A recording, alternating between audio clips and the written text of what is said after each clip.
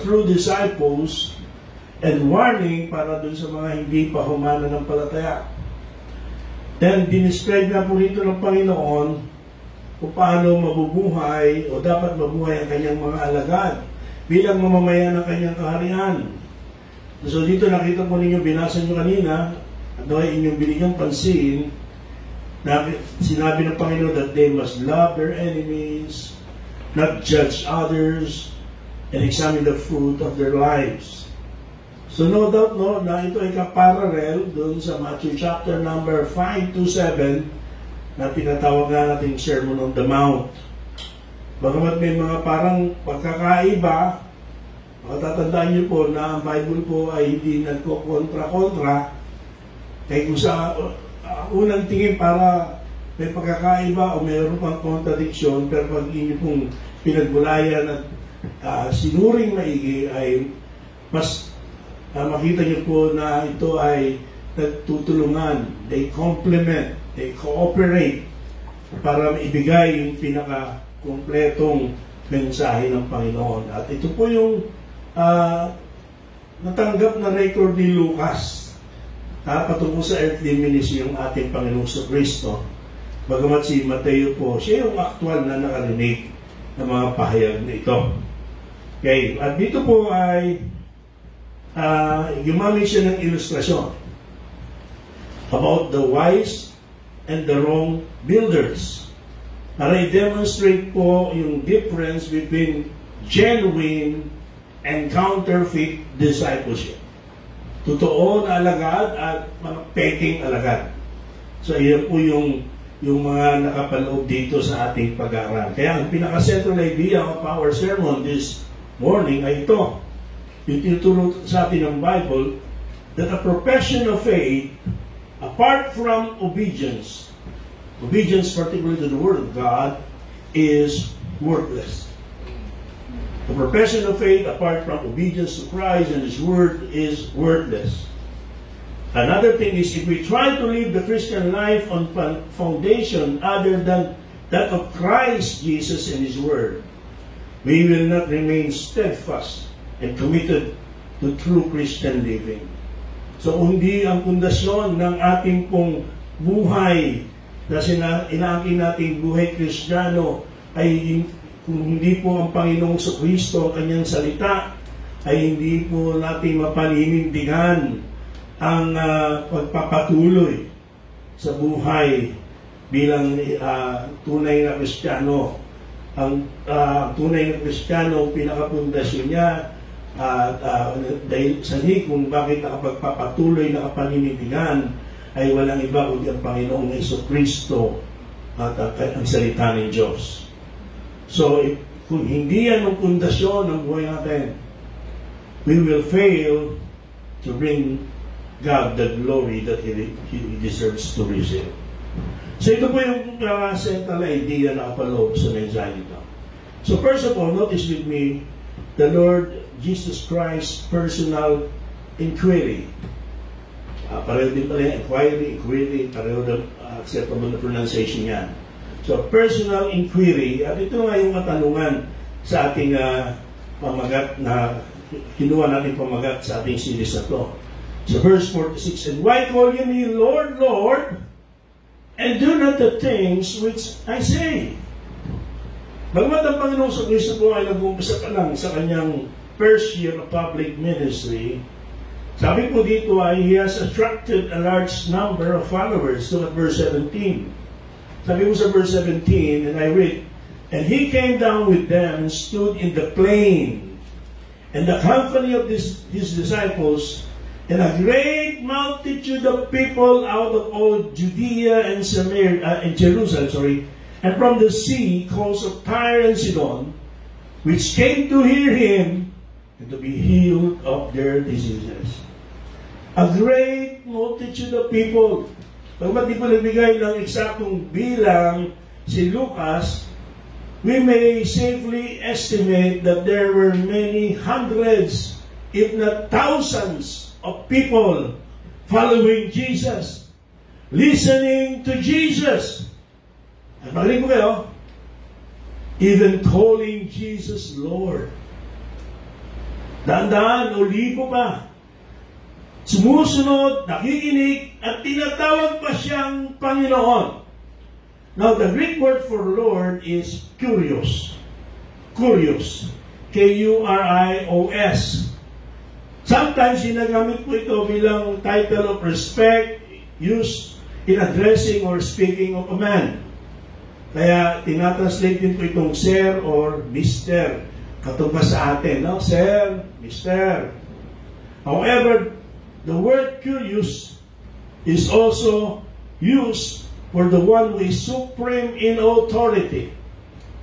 Ito po yung ginagamit din patungkol sa Diyos, okay, sa Panginoon. Ito lang ginamit sa Panginoon tungkol po sa Philippians. Okay? So, malinaw na ang mga taong ito'y sumusunod sa Panginoong Jesucristo na tinatawag siyang Panginoon. Hindi lang bilang Sir, hindi lang bilang Mister, kinikilala nila yung kanyang authority at marahil pati na rin yung kanyang deity. Pero totoo rin at malinaw na sinasabi rito sa ating teksto that even though they are affirming His authority, they are not submitting to His Lordship. They are not submitting to His Lordship. Ang mga tao ito, they want Jesus as their Savior, katulad ng marami sa panahon natin, but they do not want Jesus as their Lord. They do not want Jesus as their Lord. That is why the Lord Jesus Christ asked so pointedly, why call ye me Lord, Lord, and do not the things which I say. Tawag niyo akong Panginoon, pero hindi niyo naman ginagawa yung sinasabi ko, hindi niyo naman sinusunod yung inuutos ko. Yun po, sabi ng Panginoon. So, it is a personal inquiry. And second, Jesus gives a powerful illustration. And that's what we have in verses 48 to 49. Powerful illustration. Sabi ng Panginoon, He is like a man which built an house and dig deep and laid the foundation on a rock. And when the flood arose, the stream beat vehemently upon that house and did not shake it, for it was founded upon a rock. But he that heareth and doeth not is like a man that without a foundation built an house upon the earth, against which the stream did beat vehemently, and immediately it fell, and the ruin of that house was great. So what we have here is a powerful illustration na binigay ng Panginoon patungkol po sa two builders. One is a good builder and the other is a bad builder. At makakatulong po sa atin na maunawaan ng gusto ito if we keep in our mind that our Lord Jesus Christ during His earthly life was a professional carpenter. Siya po'y carpentero, ang luwagi, sabi sa Tagalog. So, tingnan niyo po yung mga talata nito. Matthew chapter 13, verse 55. Sabi ko dyan, is not this the carpenter's son? Is not his mother called Mary? And his brethren James and Joseph and Simon and Judas? No, sabi niya, carpenter's son, no? Tingnan niyo pa sa isang talata, Mark 6:3. So siya po'y anak ng karpintero, bilang panganay, siya rin po ay naging luwagi or carpenter. Is not this the carpenter? The son of Mary? The brother of James and Joseph and of Judah and Simon? And are not his sisters here with us? And they were offended at him. So, huwag nating kakalimutan, mas lalo nating ma-appreciate yung ilustrasyon na ito ng Panginoon.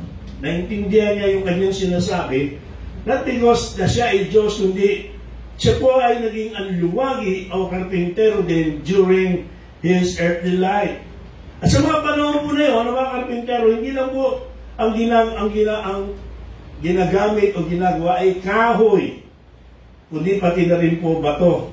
Kaya mas matatawag po natin yan di ba, mason, ngayon, no, sa atin, sa construction worker, marunong sa kahoy, marunong din sa bato. Ngayon nga, pakiawan pa, di ba, marunong na rin sa oryente, at marunong na rin sa pintura, pati sa tubero, lahat na, pakiawan na, kaya na ng mga tao yan. Kaya, pag sinabing karpintero lang sa atin, sa kahoy lang. Pero nung araw, pag sinabing karpintero ay hindi lang pangkahoy, kasama na rin po yung mga paggamit ng mga bato, paggawa na may kaugnayan sa mga bato. At Jesus' illustration is undoubtedly coming from his own personal experience bilang isang professional carpenter. Now, in verse 48, particularly first part na to, sabi niya, he is like a man which built the house and dig deep and laid the foundation on the rock. Jesus here describes a wise builder. So, unang-una ay kanyang inilarawan ang isang matalinong, di ba, manggagawa ng bahay. Here was a man who wanted to build a house. He exerted, pansinin mo yan ha, he exerted a lot of effort building a house. He was not satisfied with the shallow foundation. He dug deep. In fact, he dug so deep that he laid the foundation on the rock. Meron tayong konting kaalaman dito kasi parte ng aming training sa Bible School at service during our Bible School days, yung pagtulong sa pagtatayo ng mga simbahan. No, nakatulong po tayo sa pagtatayo ng simbahan dyan sa Dasma, sa Carmona, sa San Jose, sa Santa Rosa, yung mga unang simbahan. At dito siyempre sa atin, tumulong-tulong tayo, ang iba nakatulong din. At malimit dahil di man tayo lumaki dyan, sa atin inaatas yung mga mahirap na trabaho. Liban doon sa paghahalo ng simento, ng may graba na pang-asintada, pampalitada, at pambuhos, yung paghuhukay ng pundasyon. Maraming lupa po dyan sa Cavite na talagang malakit ang lupa. At mahirap, lalo na kung nabasa yung lupa, mas mahirap dahil adobe yung lupa dyan. Pero pag malambot pa, okay, tuloy lang sa hukay. Hanggang dumating sa punto na dumako ka na sa matigas na parte ng hinuhukay na lupa. At doon lamang mag-uumpisa na ilatag yung bakal para pinakapundasyon at kaduktong dito yung mga titawag na poste. At bubuhusan ng graba, tsaka babasain para kapitan ng simento at ibubuhos yung hinalong simentong may graba. Okay? So, not unless na umabot doon sa pinakatigas na parte. Hindi porket malalim na, okay na. Hindi, inaanap yung pinakamatigas na parte at pag naabot na doon, mag-uumpisa yung pagbubuhos ng pundasyon ng isang bahay. At dito pinapakita rito. Isa ko na in-example dito nung ginagawa pa rin mga housing dyan sa parte ng Pace Bulihan, parang nakakatakot kasi parang pinatong lang yung mga bahay. No, hindi talaga ng malalim na pundasyon, nakahukay lang ng konti, at di mo alam kung binuhusan pa yung pinakailalim nun, at pinatong na lang yung sinimentuhan, pinatong na lang yung mga hollow blocks, medyo nakapangamba. Lalo pa ang Cavite talagang pag dinaanan ng bagyo ay talagang super bagyo. Meron din parte dyan na talagang nararamdaman din ang lindol. May fault line dyan sa parte ng Carmona hanggang Tagaytay. Bagamat sa amin, sa GMA wala, pero alam naman natin ang lindol, kahit malayo epicenter niyan, nararamdaman mo kahit nandoon ka at epektado. So, ganun talaga ginagawa. Ngayon, kung gusto mo tayo ng bahay na matibay, kailangan mo talagang maghukay. At sa paghukay, gugugol ka ng oras. Nakikinig po. Gugugol ka ng lakas. Gugugol ka ng sa lapi. Ako minsan, naaabot ng 2 araw bago talaga lubusang matapos yung paghuhukay. Lalo na kung yun nga, malakit yung lupa at hindi madaling hukayin. So ito pong lalaking ito, na binabanggit dito, dinidescribe ng Panginoon as a wise builder, clearly sa book of Matthew, yan ang sinabi, he put in the time, the effort, and the cost to ensure that the house was on a solid foundation. Kaya itong builder na ito made sure na yung pinaka-pundasyon on which yung kanyang bahay ay itatayo went all the way down to the rock. Okay? Na yan po ay many, many feet beneath the surface. Malalim talaga. At tapos, sabi ng Bible, sabi ng ating teksto, nandiyan pa ba kayo? The test eventually came. Dumating yung para subukin, yung tibay ng bahay. Verse 48, sabi po doon sa last part niyan, and when the flood arose, the stream beat vehemently upon that house and could not shake it, for it was founded upon a rock. So may bagyo, sabi doon sa Mateo, so pag pinag-compliment natin, yung bagyo, hindi lang nagdulot ng malakas na hangin at nagyugyug ng mga bahay, nagdulot pa ng malakas na baha. At totoo naman yan, nangyayari yan, di ba? At kahit yung hangin at kahit yung baha pag sumahin ay hindi na-apektuhan ng bahay na ito, dahil lang ito po ay nakatayo sa isang matibay na bundasyon. And then in verse 49, he describes a wrong builder. Sabi nga, but he that heareth and doeth not is like a man that without a foundation built an house upon the earth. So ito rin, katulad ng unang lalaki, ay he wanted a house. He was a man who wanted a house, but did not want to expend much energy constructing the house. Ayaw masyadong mapagod. Ayaw masyadong matagalan. Ayaw masyadong gumugol ng oras at ng salapi. So ano ba ang ginawa? He just built a house on the ground without a foundation. Or at least, without a foundation that went all the way down to the rock. Pinatong lang. O kahit na naghukay, ay hindi doon umabot doon sa pinakamatigas na parte ng lupa. At para dito itayo yung kanyang binubuong bahay. Now listen, both of them ay sa kanilang outward appearances, itong dalawang bahay na to, they look the same from the outside. Merong walls, merong doors, may windows, at may bubong. Posible pang mas maganda itsura itong bahay na itong pangalawa kasi di masyadong gumastos para sa pundasyon eh. At di ba ganyan ang maraming mga bahay ngayon at mga gusali na naalala ko tuloy, sabi nga sa engineer, yun ang problema rito sa Pilipinas. Mas nakafocus doon sa itsura ng gusali kaysa sa tibay ng gusali, ng pundasyon ng gusali. Pag dumating ang bagyo, wasak. Pag dumating ang lindol, giba. No? So, dahil hindi ito masyadong gumastos para dun sa pinakapundasyon, no? Kung kakapal mo pundasyon, mahal pa yan. Alagyan mo pa makapal na bakal, mahal pa yan. Pero hindi masyadong gumastos doon. So, pwedeng ang ginugol niya ipagpapaganda na itsura ng panlabas, ng tahanan.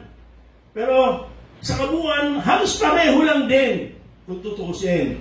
Outwardly, there was no significant difference between the two houses.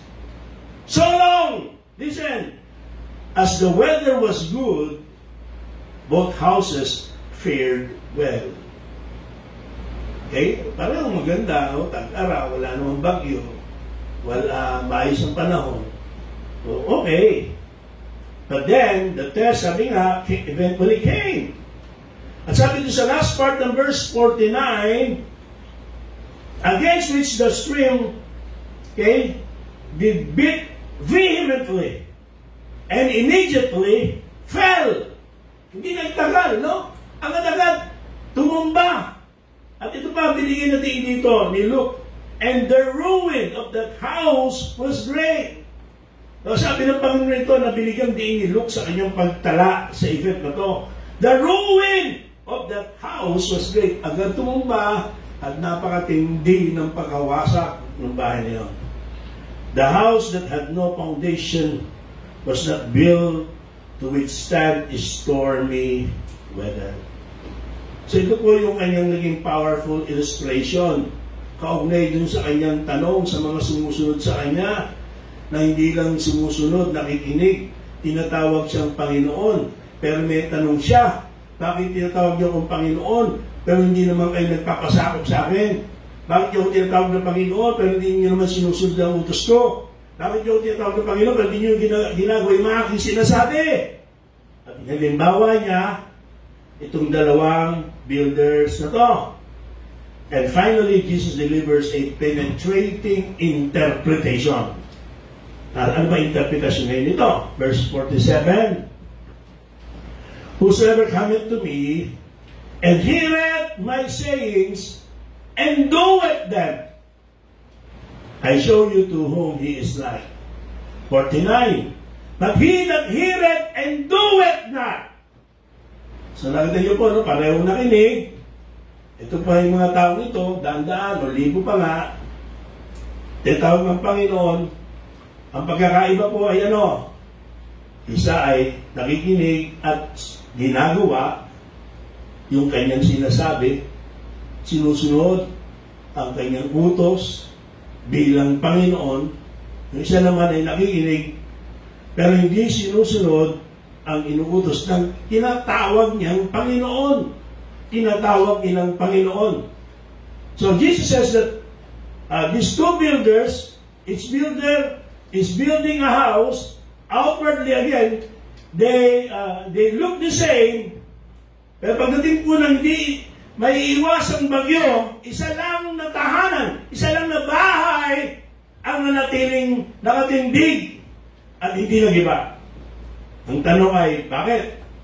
Why does only one house stand? The answer is, because that house is built on a sure and strong foundation. Okay, that house is built on a foundation of rock. Now, yung application or interpretation ay napaka-obvious. Kung natandaan nyo sa introduction natin, yung pinakita yung kaibahan ng fake disciples sa genuine disciples. Okay? At dito, pinapakita yung two kinds of disciple na yan. Each disciple is building a life. Outwardly, its life looks the same. Sisimba, member ng church, may dalang Bible, palagay natin sa konteksto ng ating panahon. Pero pagdating ng hindi may iwasan bagyo, okay? Hindi lang literal na bagyo, kundi spiritual na bagyo. Spiritual na bagyo ng buhay. Only one life stands. Isang buhay lang ang nanatili, nakadindig, hindi nabuwal, at nanatiling matatag. At bakit that life, one life stand? Because that life stands, is built on obedience to God and His Word. Yung buhay na yan ay nakatatag sa pagsunod sa Diyos at sa Kanyang salita. Hindi lang sa pagsasabi ng Panginoon, kundi sa pagsunod sa sinasabi ng Panginoon. Pagsunod sa salita ng Panginoon. You see, mga kapatid, these disciples were making a profession of faith. They were claiming to be His disciples, and again, they were claiming Jesus as Lord. Pero ang Panginoon ay hinahamon yung kanilang claim. He is challenging their profession of faith. And He is saying that it is possible to distinguish between a true disciple and a false disciple. Now, Yung pong Barna Research Group, sa Amerika po ito, ay nangalap po sila ng statistics sa Amerika patungkol sa sino sa nila ang Kristiyano. Alam niyo ba sa kanilang nag-gather na information, noong 2002 pa ito lumalabas na 85% ng mga Amerikano, they claim to be a Christian. In other words, 8 out of 10 consider themselves to be a Christian. To be Christian. Dami nun, ano? But it's apparent that many do not really have a relationship with Christ. They claim to be a Christian, pero maraming ebidensya na wala talaga silang tunay na relasyon sa Panginoong Kristo. A majority of these do not agree with the teachings of the Bible. Many do not believe in spiritual beings or in hell. And how many people who don't agree with the Bible are going to do what is expected of them? Kaya hindi mo maano, yung kasuotan, yung lifestyle, kaya hindi mo napagtatakhan kasi they don't believe in the Bible. They don't believe in the Word of God. So dito mga kapatid, in-emphasize ng Panginoong Kristo sa atin bilang interpretasyon doon sa kanyang ilustrasyon na ang tunay na alagad, a proven disciple, obeys Jesus. A proven disciple obeys the Word of God. Verse 47, whosoever cometh to me and heareth my sayings and doeth them. Napansin mo ba? Tatlong words ang ginamit pa nga ng Panginoon sa Kristo dito to describe a proven disciple. A true disciple. Ano pa yung mga words niya? Cometh to me. One. Ano pa? Heareth my sayings. Tignan niyo Bible niyo, ito nga. Heareth my sayings. At ano yung huli? Do with them. So tatlong words pa nga ginamit to describe a true disciple. Pero ang pinaka-emphasis dyan, ano? A true disciple, do it or obey it, the Word of God. Ginaganap, tinutupad, sinusunod, isinasabuhay ang salita ng Diyos. Turn your Bibles please sa 1 John chapter 2 verse number 3. Sabi niya ni Apostle John, and hereby we do know that we know Him if we keep His commandments. Ito ang patunay na talagang hindi lang natin kilala siya, hindi lang natin sinasabing Panginoon siya, na siya'y tunay na Panginoon natin. Kung ating sinusunod, tinutupad at iniingatan ang kanyang mga utos, ang kanyang salita. Nung gabi na ipagkanulo ni Judas sa Panginoong Kristo dun sa matapos ng Last Supper, nag-pray ang Panginoong Kristo sa Ama. In John chapter 17, tingnan niyo po, verse number 6. John 17, verse number 6, please. Ang sabi mo dyan? I have manifested thy name unto the men which thou gavest me out of the world. Thine they were, and thou gavest them me. Take out this last part. And they have kept thy word. Ito po yung minamagit ng Panginoon na patunay na isang tao ay totoong alagad ng Panginoon.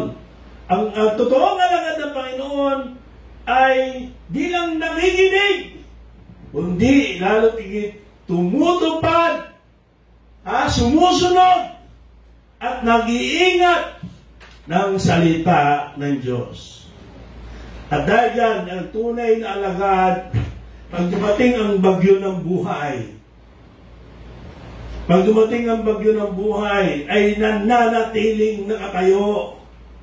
Hindi matutumba, hindi matitibag, hindi maaagos, maaanod, matatangay, mananatiling matibay, but nakatindig.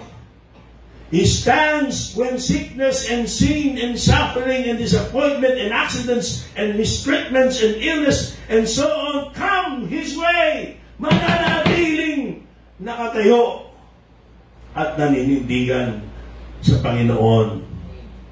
He stands, hindi dahil magaling siya. He stands because he's really grounded on Christ and His Word.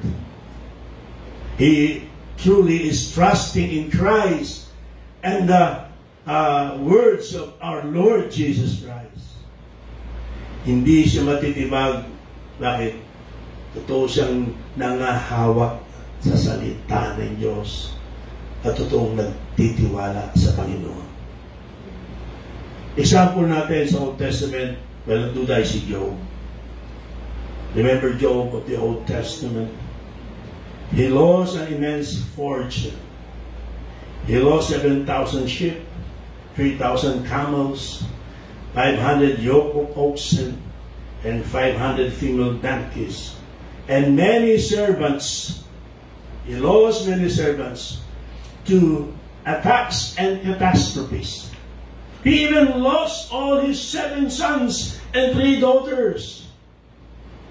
And alam na natin, pero paano ba nag-respond si Job sa horrific storm na ito sa kanyang buhay? Look at Job, chapter number 1, verses 20 to 21. Job 1, 20 to 21, yung sabi, Then Job arose and rent his mantle, he shaved his head, and fell down upon the ground and worshipped. And said, yung mabasa, Naked came I out of my mother's womb, and naked shall I return thither. The Lord gave, the Lord hath taken away. Blessed be the name of the Lord. Job did not turn from the Lord. Despite of this, catastrophe. Instead, he worshiped God. Trusting God even in the midst of his loss, even in the midst of his sufferings, even in the midst of his pain.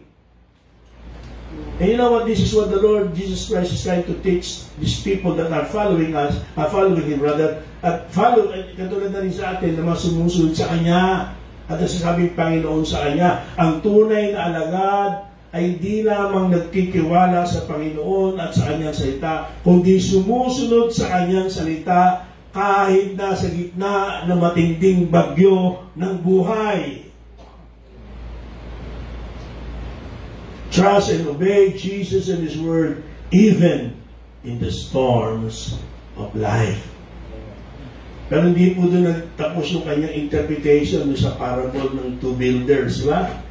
Dinescribe niya rin doon yung pony disciple. A pony disciple. You know what a pony is, di ba? Faith. A pony disciple. And a pony disciple, kabalik ka rin po ng proven disciple. A pony disciple does not obey Jesus. Does not obey the Word of God. Okay, Luke 6:49, that he that heareth, sabi sa first part, and doeth not. Ito po yung interpretation doon. No, interpretation ng wrong builder. Nagtayo na walang pundasyon. At nung dumating yung bagyo, nawasak. At hindi lang agad-agad nawasak, kundi matindi ang pagkawasak. Notice the pony or false disciple, nakikinig din siya sa salita ng Panginoon. Ang problema, hindi naman nila ito nasa katuparan. Hindi man nila ito sinusunod. They make a profession of faith. These pony disciples, they say, say they belong to Jesus. They claim to be Christians. But they do not obey Jesus. They do not obey the Word of God. Again, tingnan niyo po sabi ni Apostle John, 1 John chapter 2, verse number 4. Ngayon naman sa chapter 2, verse number 4. Hindi pong tunghayan. Ano po sabi niya? He that saith, I know him, and keepeth not his commandments. Ano sabi? Is a liar. And the truth is not in him. Siya nagsasabi, si Jesus, sinusunod ko yan. Si Jesus, Panginoon ko yan. Disipulo ko niya, Panginoon ko yan. Pero di mo naman sinusunod. Di mo naman, di ka naman nagpapasako. Hindi mo naman isinasabuhay. Hindi mo naman iniingatan ang kanyang salita, ang kanyang mga utos. Panginoon na, ang Bible na nagsasabi that you're a liar. The truth is not in you. You're a phony. You're fake. Ito kung sinabi ng Panginoon dito, na tanong na ating pong pinagbubulayan, why call ye me Lord, Lord, and do not the things which I say? Ito po ang balik pinakatinutukoy ni James.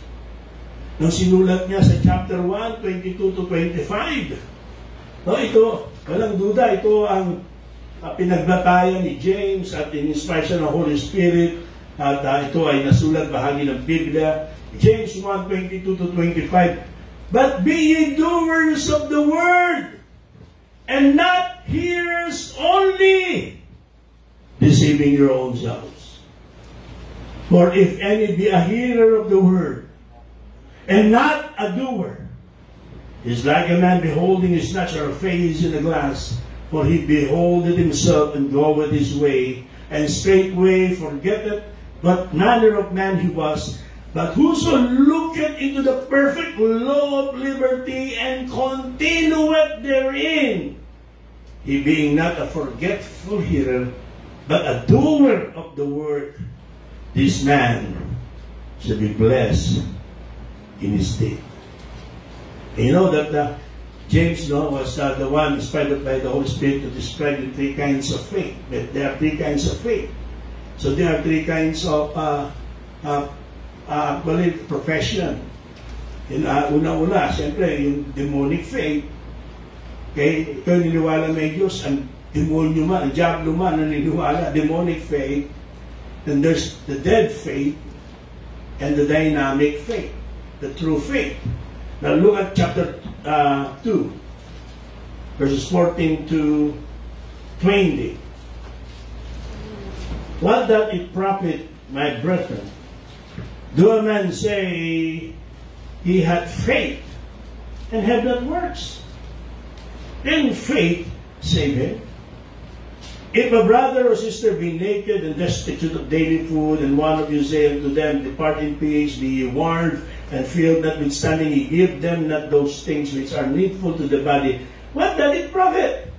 Even so, faith, if it hath not works, is what? Dead, being alone. He and man say, thou hast faith, and I have works. Show me thy faith without thy works, and I will show thee my faith by my works. Thou believest that there is one God, thou doest well. The devils also believe and tremble. But wilt thou know, O vain man, that faith without works is dead. So demonic faith, nandiyan, dead faith. Now listen, no? Salvation is not by works. And salvation is not by faith plus works.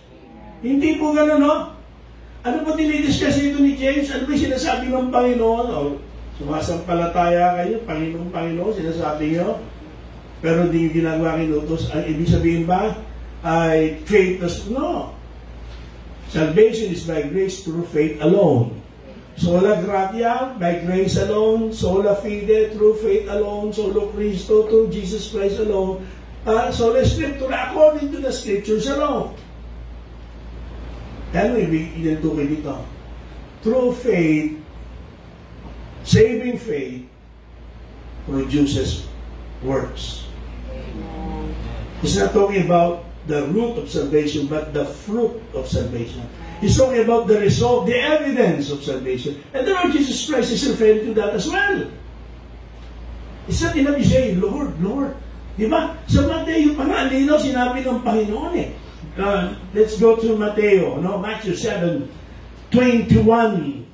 Not everyone that saith unto me, Lord, Lord, shall enter into the kingdom of heaven, but he that doeth the will of my Father which is in heaven.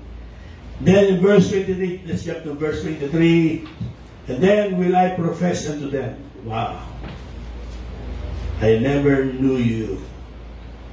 Depart from me. Ye that work what? Work iniquity. Ano binanggit ko sa verse 22? Sa pangalan mo, nagpalabas kami ng demonyo. Sa pangalan mo, kami nagpagaling ng mga may sakit. Sa pangalan mo, gumawa kami mga kumanghamanghang gawa. In the name of Jesus. Very popular sa panahon natin yan, ha?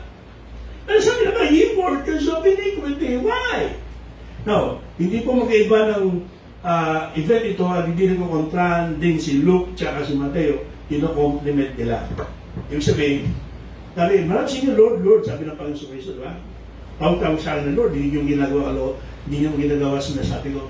Pakinggan ito, hindi lahat sasabi sa akin, Lord, Lord, papasok sa akin ng langit. Hindi yung lang gumaganap, gumagawa, nakikinig ng kalooban ng aking Ama na nasa langit. In other words, itong mga pinagagawa ng mga ito, kahit na in the name of Jesus, it is not according to the will of God that they have done those things. At kaya nga sabi, workers of iniquity, napakasama nyo, ginagamit nyo pa pangalan ng Panginoon. Ginagamit nyo pa pangalan ng Panginoon, napakasama. You are workers of iniquity. At alam niyo mga kapatid, the false disciples look like a true disciple, pero ang kanyang buhay is not grounded on Christ and His Word. So pag dumating na yung trials and difficulties, diyan na lilitaw. Nasaan na si ganito, nagka-pandemic lang. Nasaan na si ganito, nagkaroon lang, nawala na ng trabaho. Nasaan na si ganito, na hindi kaunawaan. Nasaan na si ganito, ay nagka-pera lang.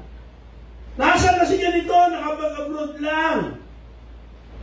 A false disciple, a phony disciple, his life is not grounded on Christ, kaya pag dumating na yung mga pagsubok na ito, agad-agad bibigay at tuluyang tatalito.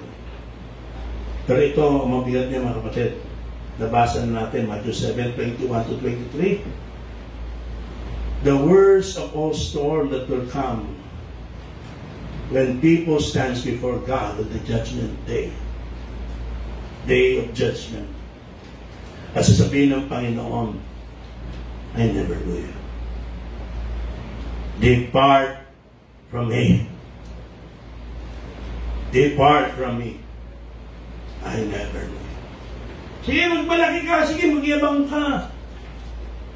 Tingnan mo kung tatayo yung pagmalaki, pagyabang mo sa harapan ng Diyos sa araw ng paghatol. At dyan malalantad ang katotohanan. Hindi ka kinikilala ng Panginoon. Yung pagsasabi mong Panginoon, Panginoon ay isang huwad. Dahil ang tunay na alagad ay sumusunod sa kanyang salita. At nakaground, ang foundation ay ang Panginoon at ang kanyang salita. At anuman ang dumating sa buhay, mananatiling naninindigan yan sa Diyos at sa kanyang salita.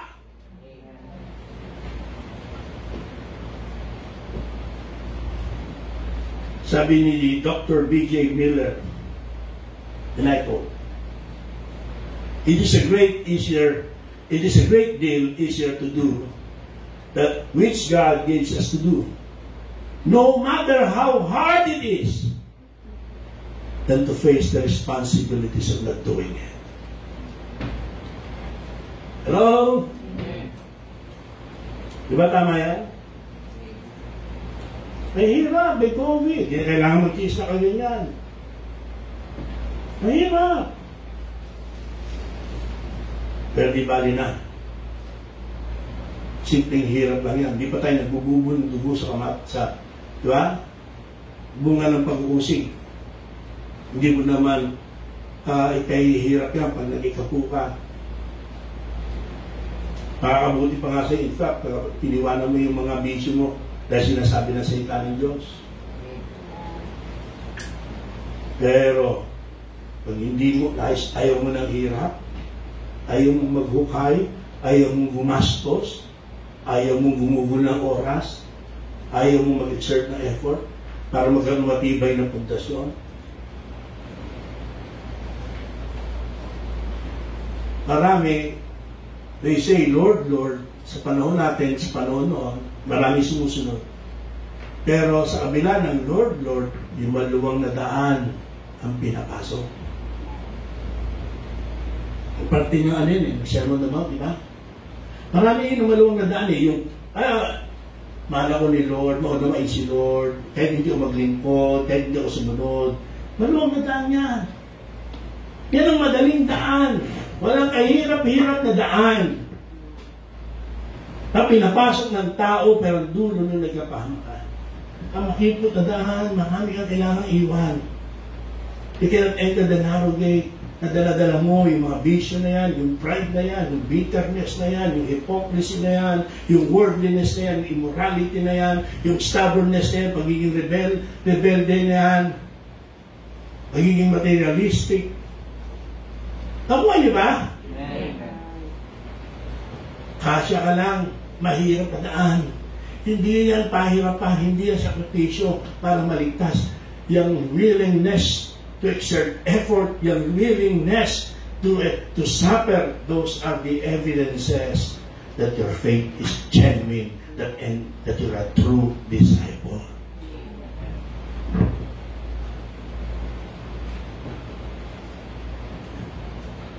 Let me give a long conclusion. Let me now conclude. The house that you and I are building is our life. It's who we are. It's what's important to us. Now, for us to try to build our house or our life apart from God and His Word is to labor in vain. For us to lay a foundation other than God and His Word is to build foolishly. For us to attempt to live this life without God and His Word at our center is to set a course for destruction and disappointment. For us to attempt to build a family apart from God and His Word, at the core in a very real way, is a sure plan for failure. Kids will go astray and parents will split up. For us, dapat nilalagay mo naman. For us to put other things before God is a sure path to heartache. We should build our house on a good foundation. Bakit kailangan? Very practical. Storms are happening everywhere, all over the earth. Both literal and spiritual. All of us experience storms in life. In fact, someone somewhere, maybe someone of us here, is experiencing a storm of some sort right now. Storms are happening everywhere. Storms are a part of life. No one is exempted from storms. Kahit na God-loving ka, kahit na God-fearing ka, kahit na ikaw ay God's favorite Christian, wala na atang ganon, you are not exempted. Storms can come and will come to us in all sizes. Storms can either make us or break us, depending on how we respond, and our response will depend on what is our foundation. Trials, tragedies, and misfortunes, listen, can either be a stepping stone for a true Christian, for an obedient Christian. It will be a stumbling block for a phony Christian. It depends on our foundation. It depends on our heart's response to them based on our foundation. Ang storm ay nag-expose ng areas of weakness and unpreparedness ng isang tao. Ang trials and tragedies and misfortunes in-expose yung character to the surface. Yung weakness ng character. It is not when everything is going well that our true character is revealed. But it is when things go wrong. It's when there are trials, tragedies, misfortunes. And merong storms. These storms can bring good to us if we have good foundation. If we have the right attitude and we prepare ourselves rightly because we are grounded to Christ and His Word. Disaster can be overcome if we are prepared. Prepared because, again, our foundation is strong. Huh? We're answering the question, why should we build our house on a good foundation? Because of the storm is real. And storms, they blow often without warning. They come from every direction. And since we know that the storms will come, it makes sense to be prepared. Tama po ba? Yung vice builder, may bagyo eh. Lalo na itong sa lugar nila. Hindi mo mapuno yung lugar nila. Na para, di ba, pumigil sa bagyo o malakas na pag-ahos ng tubig. Kaya naisip niya, pinagandaan niya.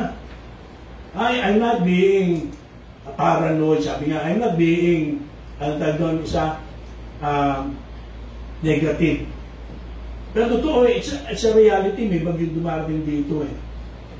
Hintayin ko pa mismo yung bagyo at mag-iba yung bahay, saka ako mag-action. Hindi. Ngayon pa lang, paghahandaan ko ng bagyo. Di ba? Pag nag-announce sa radyo, sa television, kahit sa amin sa Cavite, naranasan na namin liparan ng bubong. Naliparan na kami ng bubong eh. At kasama sa paglipat ng bubong, nasira yung kisame ng... Alala ko, nakapunta pa si Brother Ellie System na yun, nagkakamit ako ng kisame system na yun. Sa tagal na natanggal yung kisame, yung palang nakakapagpatay uli ng kisame. At ako lang naglalagay, katulong ko si Chang. Yung tiya ko may edad na siya, takahawak ng kahoy. Kasi lahat yun nasira. Sinira ng bagyo. Hindi pala nakahanda bahay namin sa bagyo. Yung pinagpagawa namin, wala pa ako alam yan, yung nalaking bagay sa Bible School. Wala na tawag na clicks. Ibig sabihin, parlings lang yan, di ba? Trusses, parlings, tapos pinakulang. Pero hindi nilagyan ng clicks yung kahoy na pinutol na gano'n. Kaya nabulong pati kahoy. Tapos nakahang yung aming likuran ng gano'n. So yung nakahang na yun, dun tumatama yung hangin, at may awang pa yan, dun pumapasok yung hangin. Inayos namin, kasama ko si Jimmy, nag-ayos kami ng bubong. Buti may nag-donate ng yero sa trabaho ng ating ko sa UE Army. Tinakot namin yun, nakisabaw kay Ricky, di pa ko nagmamaneho nun, kung pwedeng ipag-drive. At yung salamin na yun, kasama yun sa mga nahakot namin. Bigyan ko si Elmer, bigyan ko si Edgar. Yung salamin na sa baba, si Vladdy, yung mga taga San Pedro, may ganyan din. Binigay lang sa amin. Pero yun, luma na. Pero nung ginawa ko, sabi ko, alisin ko na yan doon, yung naka-hang, Bernard, di ba? Sagad natin, pero yung sagad, hindi naman papasok ang tubig sa loob. Sakto lang pinaka-alulo. Di ba, kung niregalo ng 50th birthday ko, lahat doon napunta. Pinapalita ko yung bubong, pinaayos ko lahat doon. Because I'm looking forward sa storm. Ang bagyo sa Cavite, grabe. Grabe. Just recently, pinaayos ko yung likod namin. Wala akong pera. Dahil nung pinapaayos ko, pinapataas ko, kasi nakalagay yan, yero. Kahit yung sa likod namin, yero eh. Kaya pang umahangin, yung pader na pinapatungan yan, nakakalog. Eh napansin ko kumakalog na isang araw tutumba yun. pwede kami pasukin na magnanakaw. Pag pinayos ko, sabi nung nag-ayos, sir, kailangan ng gibain. Mahira rin. Sige. So lumaki na higit sa inaasahan ko yung ginastos. Pero okay na yan, mas panatag na loob ko. Yung pa man, pag malakas talaga pag yun, at least you're prepared. No, ang ginagawa ng iba, para pag may bagyo, ano ginagawa? Tinatalian. Mas maganda pa raw talian eh. Diba, lalagyan ng pabigat. Ha? Nalala ko isang pastor na hindi naman namatay yata eh, pero nung kasagsagan ng bagyo, tsaka umagat doon sa bubong, lumipad ang bubong kasama si pastor. Napunta sa kabilang kali. Buti siya, ang gaya ka ng Pastor America, no? Pastor America, positive din.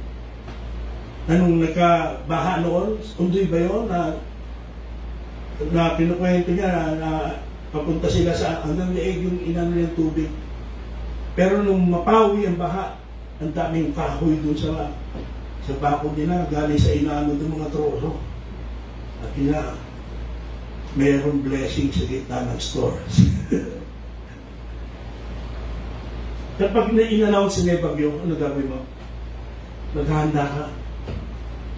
Handa ka ng kandila, o ng ilawan, handa ka ng pagkain. Nakikinig ba? Ewan mo dito, pero sa Cavite, pag nagkabagyo, at yung tubig apektado, ako, yan ang hirap ko bilang nag-iisang anak na lalaki. Ako mag-iigib.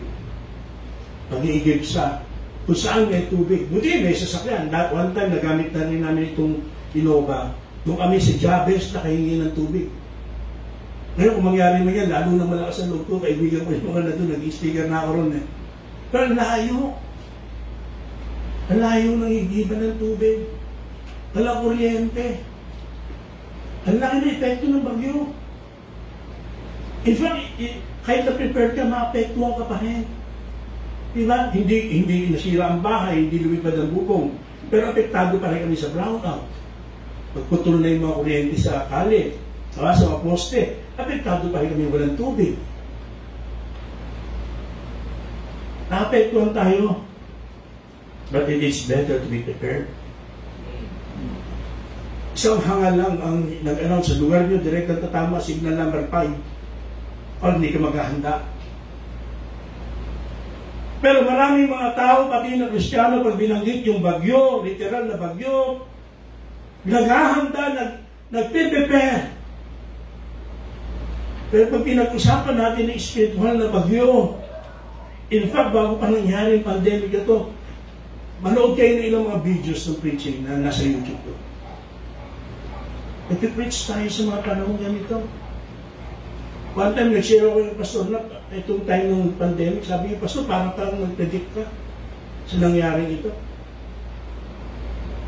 Pero ang tanong, nag-prepare ba tayo? Naging handa ba tayo? Na kahit na, okay, magkasakit kami, God forbid. Wala kami ng trabaho, God forbid. Pero hindi ako magpapatumba. Nakikinig. Pagiging matatag ako dahil nagtitiwala ako sa Panginoon, nagtitiwala ako sa Kanyang salita. Well, I can say, ganun kayo dahil nandito po kayo. But I don't know kung ano nasa inyo. Kung ano na nangyayari sa loob natin. Life is full of storms. Mga kapatid, make sure, lalo na sa mga kaibigan natin, make sure of your salvation. Because again, the ultimate storm is coming, and that is the judgment day. And the Bible says, the wicked, the sinners, the unsaved will not stand. The judgment, in the judgment, you must be prepared for the storm of all storms. Consider the purpose of a firm foundation as I now close. A foundation determines how well a house will stand. The purpose is to support and stabilize the building for as long as the building is needed, and that includes the worst circumstances. The foundation of life's building is just as important. Yung ating foundational beliefs and values upon which we build our lives determine what kind of life we will have and how we will respond in the storms of life. Firm foundations are the most important part of a building. Consider the price of a firm foundation. What are the costs associated with building a firm foundation? The price of a firm foundation is high. Foundations are dug below the surface. That requires work and time. Foundations that are firm use strong materials. Good foundations are not meant to blend in with the environment or save spotted owls. They are meant to support a building. And when you build a firm foundation, you move everything out of the way and intend for it to stay that way.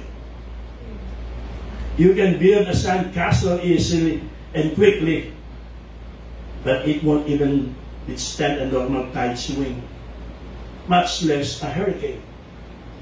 The price of a firm foundation is costly, mga kapatid. Time-consuming and hard work. Kailangan mo attend ang lahat ng service. That's the truth of the matter. Kailangan mo makaloob, kailangan mo mag-devotion, kailangan mo araw-araw mag-pray, kailangan araw-araw ka magbasa ng Bible, kailangan mo rin na to share the gospel to others. Hard work! Pero yan ang puntasyong patibay at malalim. The price of firm foundation. It is priceless on a stormy night. Hindi mo pagsisisihan. Dumating ang bagyo. And there is a stormy night coming in our spiritual forecast. In our text, sinabi ng Panginoon, the storm will beat vehemently. The storm will beat vehemently against the house. And if you don't have a foundation, the fall of your house will be great. He is without doubt indicating the fall, also indicating the fall of the great judgment day sa mga tao hindi mananampalataya. Be a proven disciple, not a phony disciple. Well, so if we profess Jesus, faith in Jesus, we must ask ourselves this morning, as I am now about to close, are we obeying Jesus? Are we obeying His word? Or to put it biblically and use the word of Jesus Christ, while calling me Lord, Lord, and do not the things which I say. You have time to reap out of your life a mere profession of faith. You still have time today to admit to Jesus that you have lived a shallow, disobedient profession. You must admit that you merely wanted to look like the other Christians around you. Pero ngayon, na-realize mo na pag dumating ang mga pagsubok, lalo na yung judgment day, you will not stand before the judgment. O kapatid, turn from your disobedience. Kaibigan, turn from your disobedience. Turn from your shallow, mere profession of faith. Put your trust fully and wholeheartedly in Jesus. Christians, you're true Christian. You are expected to obey. If you're a proven Christian, you prove it by staying on the Lord, your sure foundation, and by keeping His word. Ito po sa ikong plan. Ito po natin tumayo. Maraming salamat po na sa inyo pong salita. Sa pag-review nito, sa paalala.